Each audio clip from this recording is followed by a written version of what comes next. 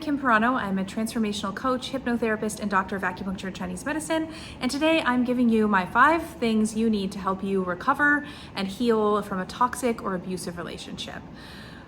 I work with many clients in my practice Courage to Transform who are dealing with major life changes. Unfortunately, often this includes recovering from abusive and traumatic relationships and high control groups like religions, cults, and even organizations or businesses. One of the ways we look at this abusive dynamic is through the lens of coercive control. And coercive control simply describes the process of the abuser dominating over their victim. And they do this through control of behavior, information, thoughts, and emotions. And this process is usually subtle and gradual. So we don't really realize we're in this type of dynamic until we're deep in it, and then we feel trapped. So let's jump into the 5 things you need to help you recover from a toxic relationship. These 5 things are not in an order or a step-by-step process. We often do multiples of them at the same time or work through them in different orders. Your healing journey is unique to you. Our first one is that we need to get safe and get out. This might seem obvious, but it is a very important and crucial piece of the healing puzzle. There is a lot of healing work we can do while we are still in this dynamic, but we've made the decision to leave or we've realized that it's been toxic. But the vast majority of our emotional and somatic processing, and of course, creating that life we want to have, happens outside of the relationship. I want to take this time to remind you that your process is unique to you, and there's no timeline or right or wrong way to do this. You need to do what works for you. For some people, packing up the car tonight and leaving and never looking back is a totally safe thing for them to do. For other people, we need to plan for months or even years to make that escape from the situation. In the lens of coercive control, we talk about something called exit costs. And I don't see this often talked about when we talk about one-on-one abusive relationships, but it's very helpful to understand why it takes so long to leave. So if you're a loved one watching somebody go through this experience and wondering, why don't they just leave already? Exit costs is the reason why. Exit costs are real or perceived or even threats, and they can be physical, emotional, mental, or even spiritual. These are the reasons it's hard to leave. This can be losing your home if you left, right? We have a physical cost, right, to find a new apartment, a new place to live. It can be thinking that you're a failure. It can be the loss of that relationship, which even though it's abusive and harmful, is still a loss. And it can be things as obtuse as the implanted phobias and fears that abuser has put into their victim, which can be anything from they won't ever create a new relationship for themselves. If you leave me, you're going to be alone forever. We might adopt that as a real belief system. And then the abuser can of course threaten things as well, like if they will harm themselves or others if you leave. The second thing you need on your healing journey from a toxic relationship is validation. We have to validate our experience. We often won't even be able to leave that toxic situation unless we do have that validation. We know that what we were experiencing was real.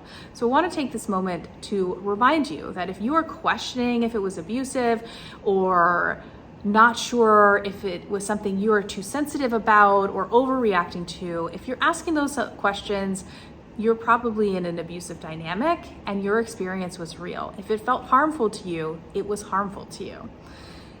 One of the things that people often struggle with when we are the victims of coercive control is self-doubt and the inability to trust ourselves.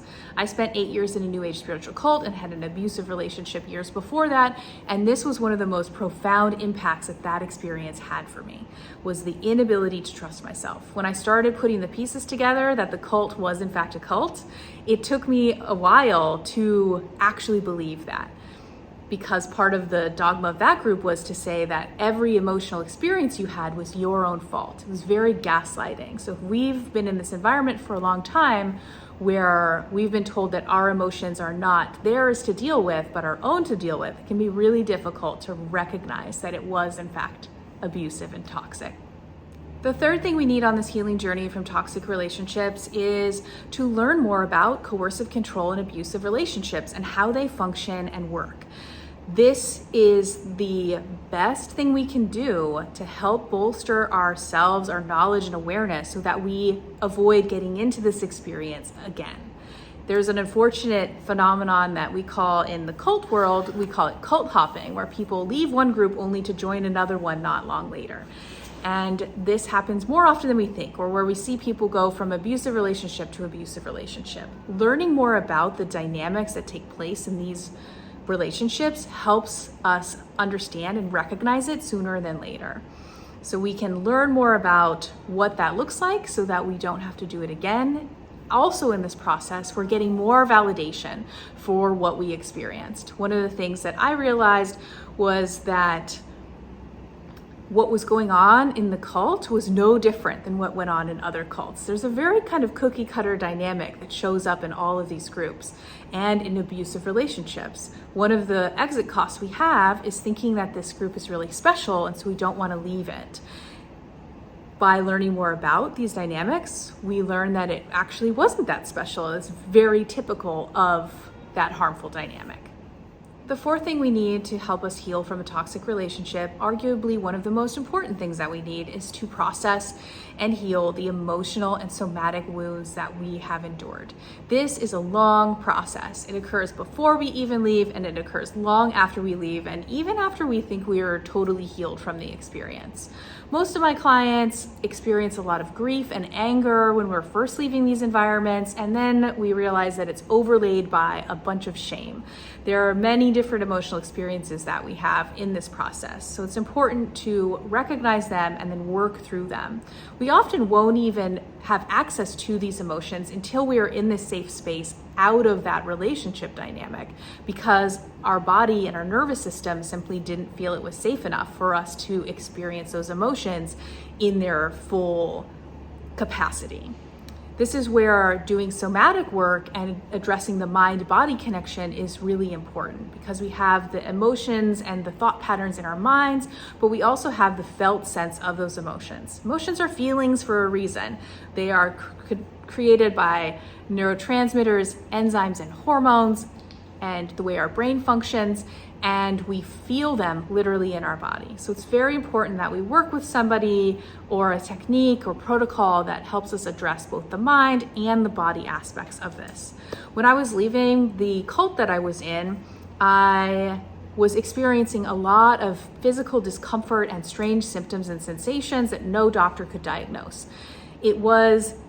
I had the realization in my exiting process that this was likely a somatic response to me being in an unsafe environment. And within a few months of leaving, I noticed that a lot of these physical sensations started to disappear or get less intense. This was because my body was giving me signals that I was in an unsafe environment. So we have to do that work on those emotional and somatic pieces to help heal this experience. And finally, the fifth thing we need to help us heal from toxic relationships is that we need to get clarity around what we do want and then stick to it. Make the commitment to ourselves to only accept what we do want. This is a tough step. We need to do some work around our own personal awareness and ability to really connect with our inner self and what we really need in those relationships. And then we have to do a lot of work, arguably the more difficult aspect of this process, to stick to it, right? We need to learn how to hold and make and set boundaries. We need to heal some of our codependency patterns. We need to say no a lot. In my last relationship, which was a relationship I just simply stayed in for way too long, I was able to get very clear about what I actually really wanted in a relationship moving forward. These were qualities like being a good communicator, having personal awareness, and sharing a lot of same values. I put all of that information right up front in my dating profiles, and it required that I asked people uncomfortable questions. And I stopped saying, oh, well, they don't do X, Y, and Z, or this thing really bothers me, but maybe they'll change later. We need to start learning how to accept people as they are now and understand when and where we draw the limit to waiting for somebody to change or something to be different. We have to hold a lot of boundaries. This is scary because it feels really lonely when we start on this path, because we're saying no far more often than we're saying yes. The truth is, you want these things. There is somebody else out there who does as well, and probably multiple people who do. But we have to say no to the people who don't fit so we can keep moving forward. In my work with clients, we work a lot on learning how to set boundaries, learning more self-awareness techniques, and learning when and where we want to move our life forward with different people and how we want to do that. These are all things we learn in an incremental basis, step by step, small pieces before the big piece altogether. So those are my 5 steps or 5 things that you need to help you heal from a toxic relationship, get safe and get out, validate your experience, learn more about coercive control and abusive relationship dynamics to protect yourself, process and heal the emotional and somatic wounds you've experienced, and get some clarity and make a commitment to yourself to move forward and create the life that you want. If you want to learn more about me and my practice, you can find me online and Instagram and TikTok, all couragetotransform.com.